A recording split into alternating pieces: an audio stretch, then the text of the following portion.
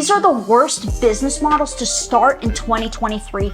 Number one, Amazon FBA. Super horrible because you have no control over your business. I've been there, done that. They control everything. They can take your listing down. They can compete with you, and they can do anything they want because you're selling on a third-party platform. Number two, retail arbitrage. What a big waste of time. You're gonna go do all that footwork and spend all that time trying to find products that you could potentially sell that aren't even your brand, but somebody else's brand, and you're building somebody else up instead of building your own brand and selling it for millions of dollars later down the line. Number three, copywriting. With all the new AI stuff that we have right now, copywriting is not going to boom. It's actually going to sink because ChatGPT and all the other AI tools are actually going to do the copywriting for us.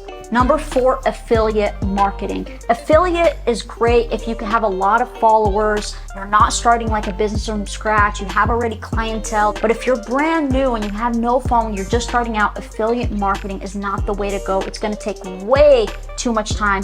Number five, print on demand. You have no control over that business, okay? You're solely relying on somebody to print graphics or whatever on your products. I've been there, done that, and the products have actually printed really bad. So don't waste your time with these businesses. Let's go.